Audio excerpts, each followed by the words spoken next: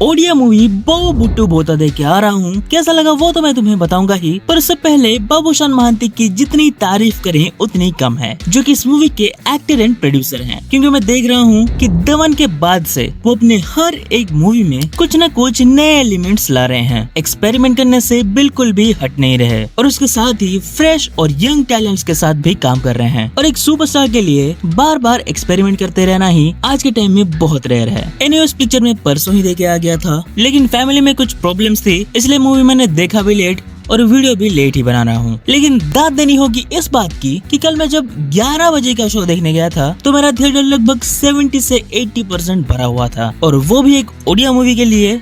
ये बड़ी बात है। बिना स्पॉइलर देते हुए कहानी के बारे में बात करें तो बुट्टू और बहू यानी कि उसकी माँ दोनों खुशी से गांव में अपनी लाइफ जी रहे होते हैं। बुट्टू की माँ रत्नमाला एक तांत्रिक है जो कि गांव में भूतों को पकड़ने का काम करती है, और बुट्टू है मछली वाला, लोन लेके एक तालाब किया हुआ है, उसमें से मछली पकड़ के बेचता है। लेकिन उसके तालाब में ज्यादा मछली नहीं होते हैं, इसकी वजह से उनके पास ज्यादा पैसे नहीं होते। ऊपर से गाँव के लोग उनको ताने और मारने लगते हैं। गाँव वालों की बातों से तंग आकर बुट्टू फैसला करता है कि वो गांव छोड़कर दुबई जाके नौकरी करेगा। दुबई जाने के लिए वो एक ट्रैवल एजेंट के पास जाता है। जाकर बात करता है तो उसे पता चलता है कि 10 से 15 लाख रुपए लगेंगे दुबई जाने के लिए। ये सुनकर निराश होकर वो रात में घर से वापस लौट ही रहा होता है कि तभी कुछ ऐसा होता है कि बुट्टू की लाइफ पूरी बदल जाती है। अचानक से उसका बिजनेस बढ़ने लगता है और उसके पास पैसे आने शुरू हो जाते हैं। अब इस कहानी में भूत की एंट्री कैसे होती है और बुट्टू का इन सब से क्या लेना देना, ये सब तुम्हें मूवी देखकर ही पता चलेगा। सबसे पहले फर्स्ट हाफ की बात करें तो फर्स्ट हाफ में स्टोरी को सेटअप किया जाता है। हमारा हीरो कहाँ रहता है, गांव के लोगों के साथ उसका रिश्ता कैसा है, वो दिखाया जाता है। वहाँ पे कुछ सिचुएशनल कॉमेडी करने की कोशिश करी है जो कि ठीक ही थे। मैं बोलूंगा कहानी चल रही थी, मुझे तो ठीक ही लग रहा था, लेकिन मेरे जो आसपास के लोग थे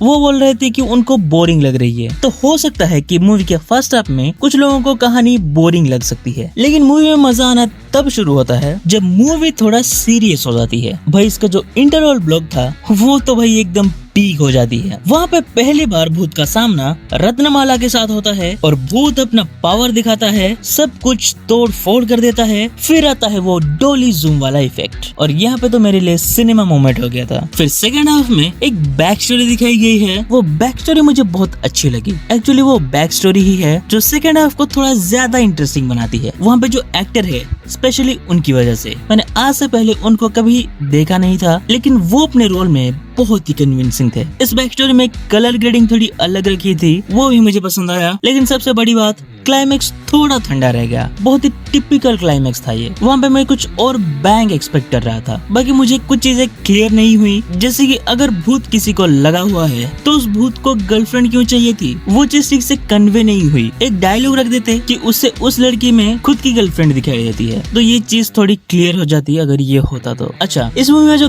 गाँव दिखाया गया है उसको एक प्रॉपर कैरेक्टर की तरह प्रेजेंट किया है। जो लोकेशन अपने हीरो का घर का है वो तो कोई भूतिया घर से कम नहीं है भाई। और जो एनवायरनमेंट पूरा मिला के दिखाया गया है वो एकदम पूरा माहौल बना के रखता है पूरे मूवी के दौरान। सो लोकेशन रेकी जिन्होंने किया है, गुड जॉब गाइस। लेकिन खाली यही नहीं, इन लोकेशंस को कैप्चर करने के लिए कैमरा वर्क भी बढ़िया ही था। इसमें कुछ वन शॉट सीन्स भी शामिल हैं, और ये जो गायब करने वाला सीन है वहाँ पे अगर तुम अच्छे से देखोगे तो तुम्हें कैमरा हल्का सा शेक होता हुआ नजर आएगा, जो कि उस सीन के इम्पैक्ट को बढ़ा देता है। और इससे ये चीज भी पता चलती है कि कितने डिटेलिंग में काम हुई है। मूवी में 4 गाने हैं जो कि आज के टाइम के हिसाब से बहुत ज्यादा हैं। इनमें से 2 गाने अच्छे लगते हैं और उन 2 गानों को इसमें होना चाहिए था। एक है डुंगू थिली और दूसरा है ओदा लगे। बाकी एक सिचुएशनल गाना था और एक तो बहुत ही फालतू गाना था, और ऊपर से उसमें बेकार का खर्चा भी किया है अनवांटेड वीएफएक्स यूज करके। लेकिन वो सब छोड़ो, गाना सुनने में तो एटलीस्ट अच्छा होना चाहिए, इसमें वो भी नहीं है। एक्टर्स की बात करें तो पूरे मूवी में सबसे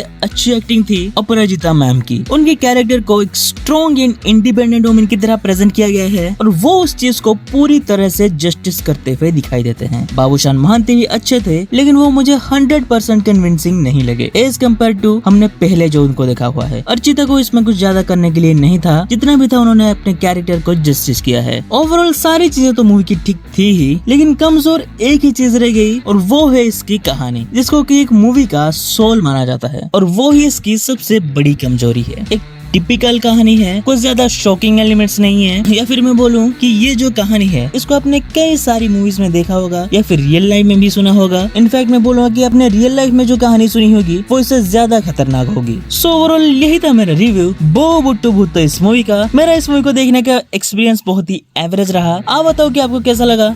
आई नो आप सबको अच्छा ही लग रहा होगा क्योंकि मैं देख रहा हूँ कि मूवी बहुत ही तगड़ी कमाई कर रही है। लेकिन मेरा जो ओपिनियन था मैंने वो बता दिया। चैनल को सब्सक्राइब और लाइक कर दो।